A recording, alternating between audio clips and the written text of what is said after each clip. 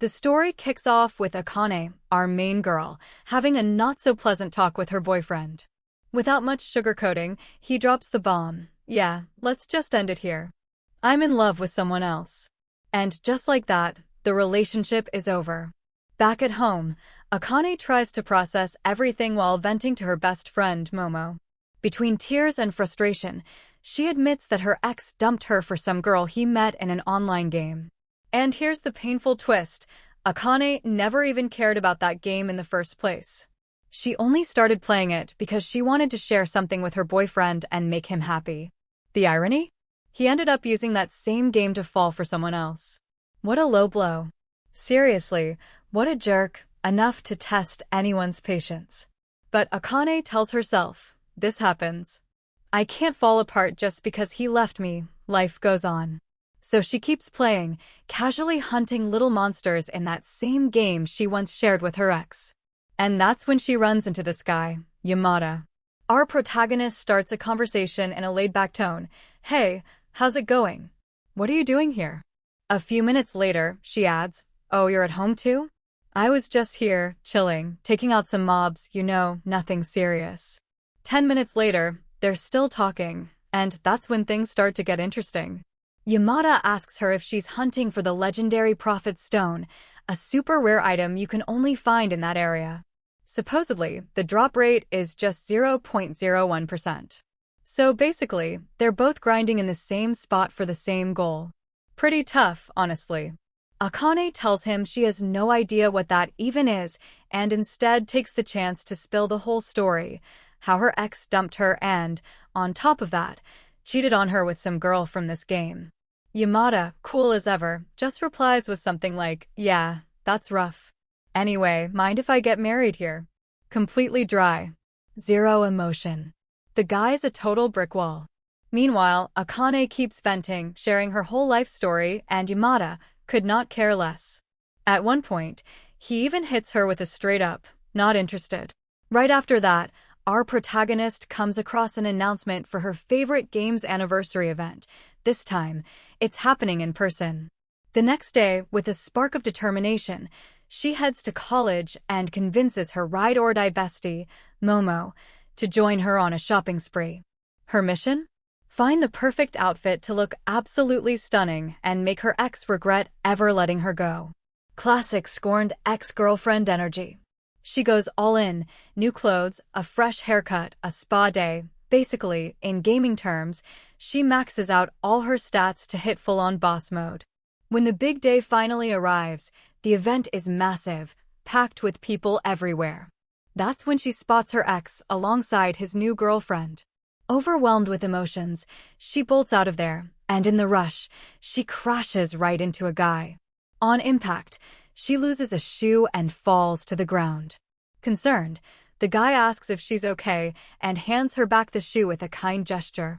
This is where we're introduced to him, and, honestly, he's ridiculously attractive. So much so that the moment our protagonist lays eyes on him, she can't help but think the same. In this scene, she apologizes for bumping into him and admits she's been a little distracted lately because of some personal stuff. Then she apologizes again for oversharing, assuming he probably doesn't care. And here comes the twist. He honestly replies that no, he really doesn't care. That's the exact moment it clicks for her.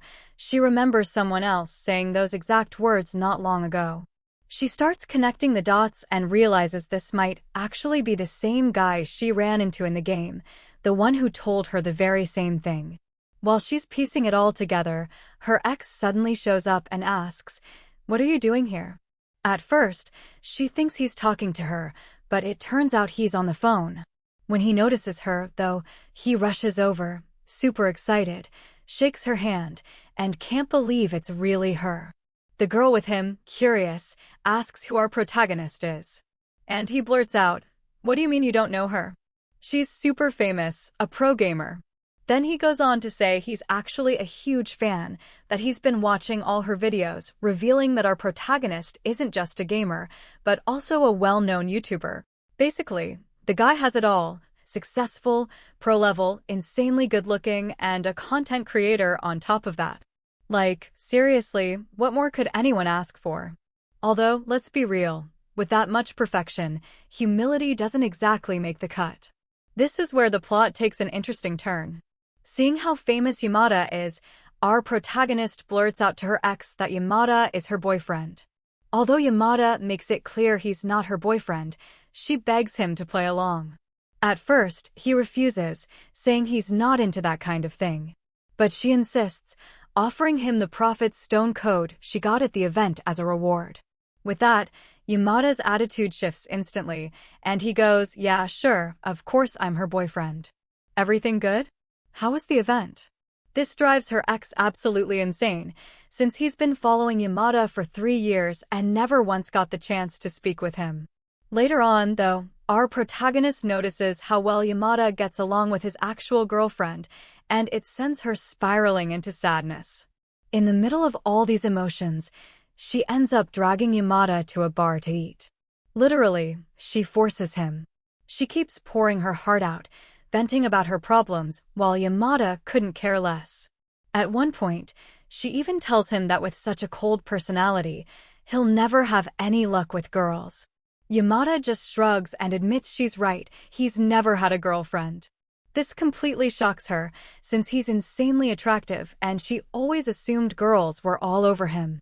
But Yamada explains he just doesn't care. He doesn't understand love and, honestly, video games are way more fun. What's his passion? Computer games. Later, Yamada goes out to buy some band-aids and gently puts one on her ankle, since she scraped it when she fell. He also grabs a surprisingly large amount of alcohol. The next day, our protagonist wakes up and hears voices in the room.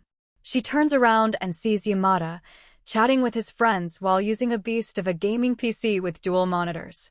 With total confidence, Yamada turns to them and says, "Be right back." Yamada does something that ends up making our protagonist pass out from how drunk she is. At that point, he really only has 2 options: take care of her or leave her on the street, and the second option is way too cruel to even think about. The next day, she apologizes and heads back home. While taking a bath, she realizes she's lost her necklace. Meanwhile, Yamada accidentally steps on something, picks it up, and sees that it's her necklace, though now it's broken. Later, as our protagonist is leaving campus, she spots 2 girls confessing their love to a guy. To her surprise, that guy turns out to be Yamada. He tells the girls that they stopped him 7 minutes ago and still haven't said anything. He suggests they get it together and talk to him another time, because a boss is about to spawn. Honestly, I really like Yamada, he's great. He's got that I don't care attitude and just says things as they are. You can tell all he really wants is to go play video games, without worrying about what anyone else thinks. The guy's a genius, he just does his own thing. Later, Yamada runs into our protagonist. They chat for a bit, and he returns her broken necklace, apologizing for stepping on it. She thanks him for giving it back, but admits she was planning on throwing it away anyway, since it was a gift from her ex. As they leave the station, it starts to rain. Yamada hands her his umbrella and takes off running through the rain. It's a small gesture, but it shows he might have done something selfless for someone else, either because he liked her or maybe he's just genuinely kind. The next day, our protagonist goes out to eat with her best friend Momo, and afterward, they stop by Yamada's place to return the umbrella. At one point, Momo, a little tipsy, suddenly asks Yamada out. Meanwhile, our protagonist takes the chance to tell him she wasn't just there to give the umbrella back, she also wanted to thank him. Later, when she logs into the game, she sees Yamada chatting with Princess Ruri, a girl he's interacted with in their guild. This makes her feel uneasy, as she starts to think Yamada and Ruri might actually be a couple. The next day, she spots a girl dressed in Lolita fashion walking alongside Yamada, holding onto his arm, and he doesn't pull away. This hits her hard, and she goes home wondering why seeing him like that bothered her so much. It's clear she's starting to develop feelings for Yamada, though things are getting complicated. When she gets home, Ruri, nicknamed the Princess, tells her that a new cafe is opening in collaboration with their game, FOS, and invites her to come because she wants to meet her outside of the virtual world. Ruri also mentions that she recently ran into Yamada in real life and invited him too. This only adds to our protagonist's doubts. She starts wondering if the girl she saw with Yamada could really be Ruri, and questioning whether Yamada actually has a girlfriend. Days go by, and the moment finally comes for the meeting with Ruri at the themed cafe. Our protagonist gets ready for the occasion, dresses up, and heads to the place, but once she arrives, she's not quite sure how to go in. Right then, a guy accidentally bumps into her, knocking her phone to the ground. He picks it up, notices she's headed to the same cafe, and asks if she also plays FOS. She says yes, and it turns out he's going there too. The two end up walking together, and it's clear this guy is trying to make an impression, looking for the right moment to get closer to her. Meanwhile, she keeps her cool and pretends not to notice his intentions. To fill the awkward silences and maybe shift the mood, he starts talking passionately about his experience with FOS. He explains how he first started playing with a friend, how they built a guild, and how over time they got immersed in a community that, according to him, is super balanced and refreshingly free from the usual pay-to-win nonsense. His excitement is obvious, and it kicks off a long conversation about everything that makes the game great. Eventually, they arrive at the cafe. That's when the group they were supposed to meet shows up. The same girl who had been with Yamada earlier, a chubby bald guy named Komoda, and, surprise, a striking blonde guy who immediately stands out, Ida.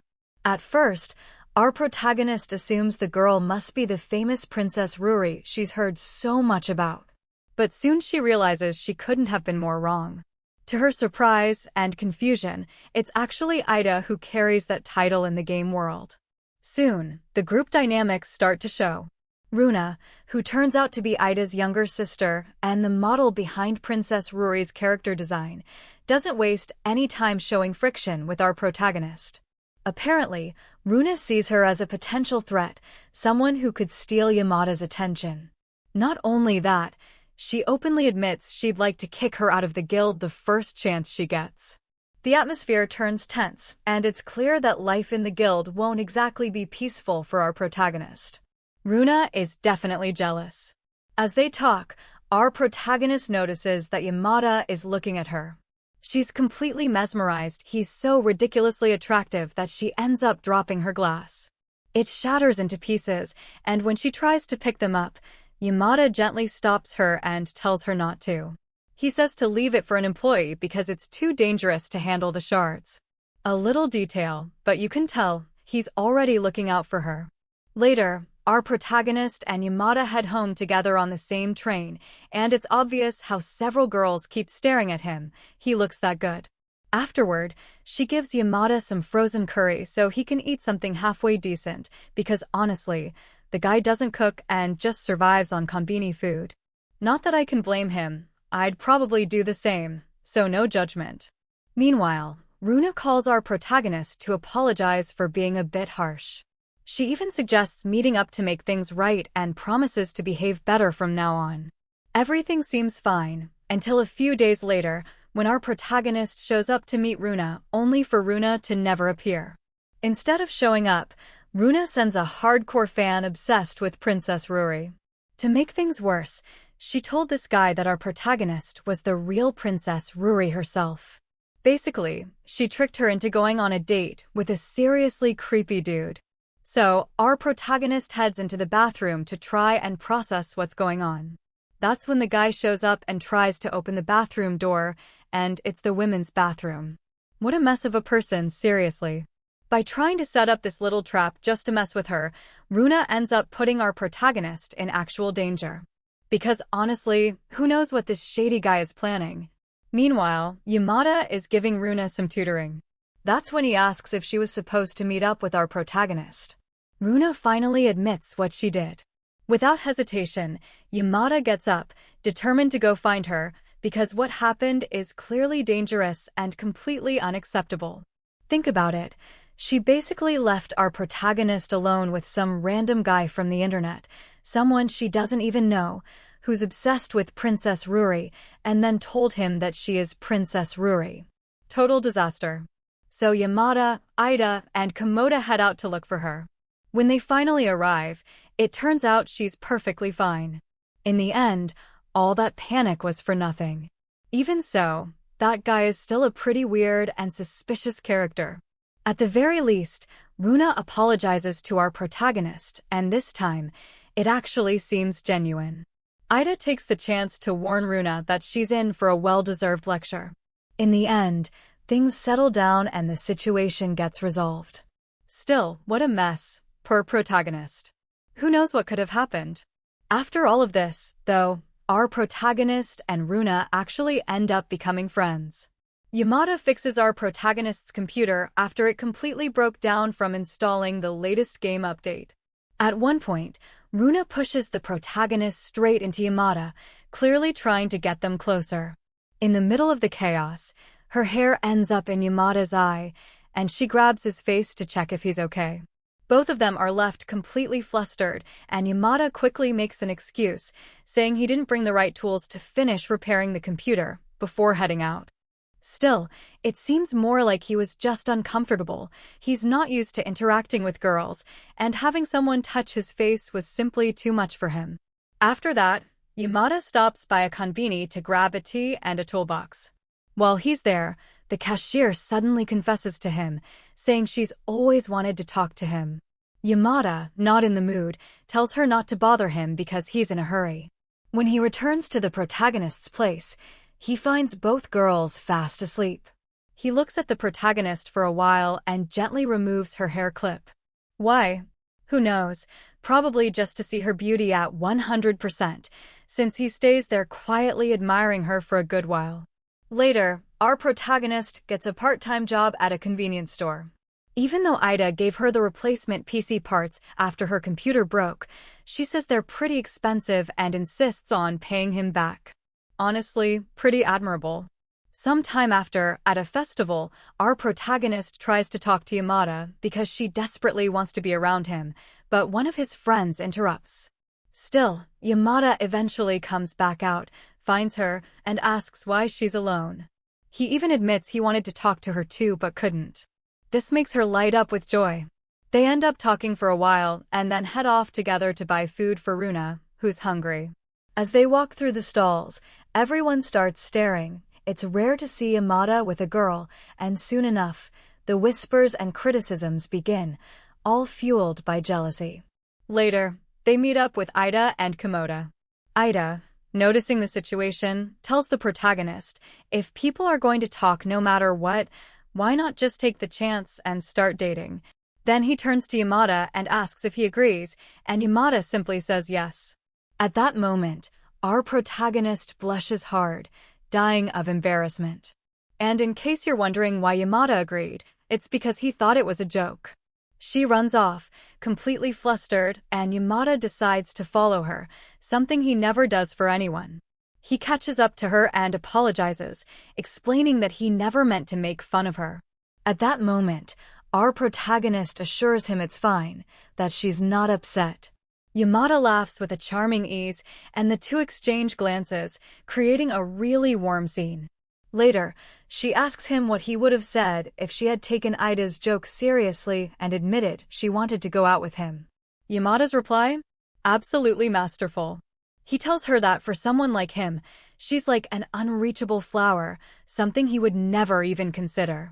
In other words, he just admitted that he finds her attractive. A few days later, Yamada visits her at work, and after her shift, they walk home together.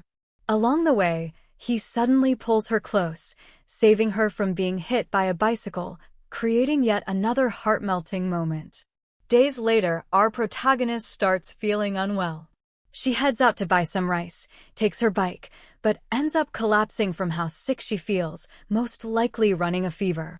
She says her head hurts and that she can't move, breaking down in tears from the frustration of not being able to do anything on her own.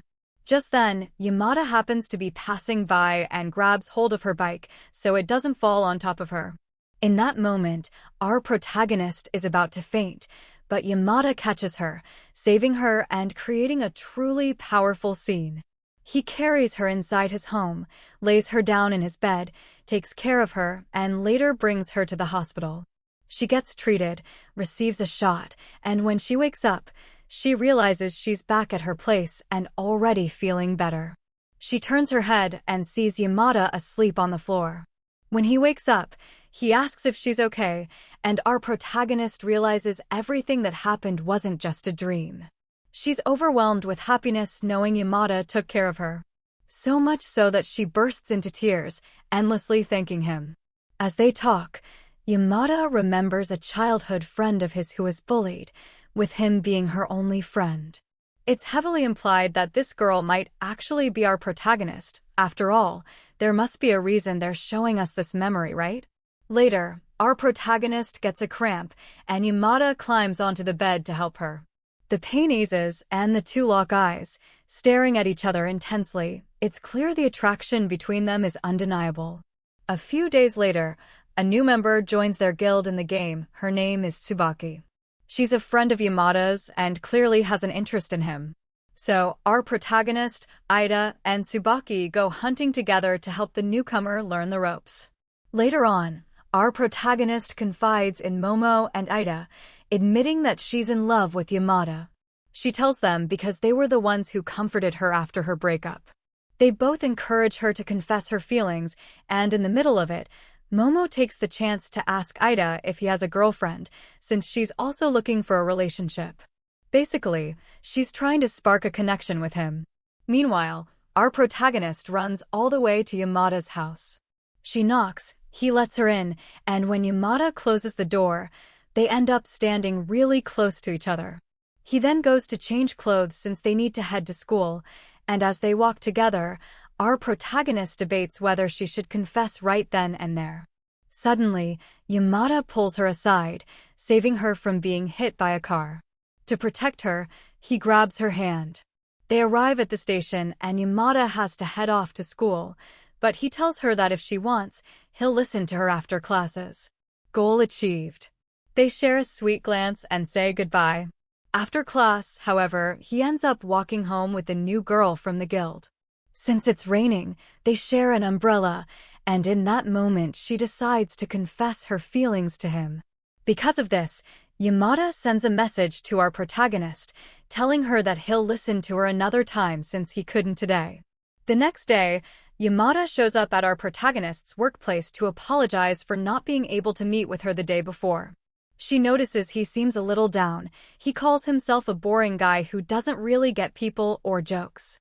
To cheer him up, she draws his in-game character on his hand and tells him he's actually really fun. Later, Yamada meets up with the girl who confessed to him and tells her he can't return her feelings. As they're talking, we see the little drawing on his hand. She tells him she knows who drew it and asks, "It's the girl you like, isn't it?" And he confirms yes, it is. A few days later, all the guild members get together for lunch. Afterward, our protagonist ends up pretty drunk, so Yamada takes her hand and walks her home. Just as he's about to leave, she stops him, and that's when it happens. Right after, Yamada tells her directly, "I like you. It doesn't matter if you don't remember tomorrow because you're drunk. I'll tell you again so that you do." In that moment, they embrace in the sweetest way. Not long after, our protagonist and Yamada officially become a couple. And that's how Yamada-kun to LV 999 no Koi with Suru comes to an end. And that's the end of the summary of this wonderful anime. I hope you liked it. Don't forget to subscribe and hit the like button, as it helps and motivates me to keep creating more content for you. See you soon.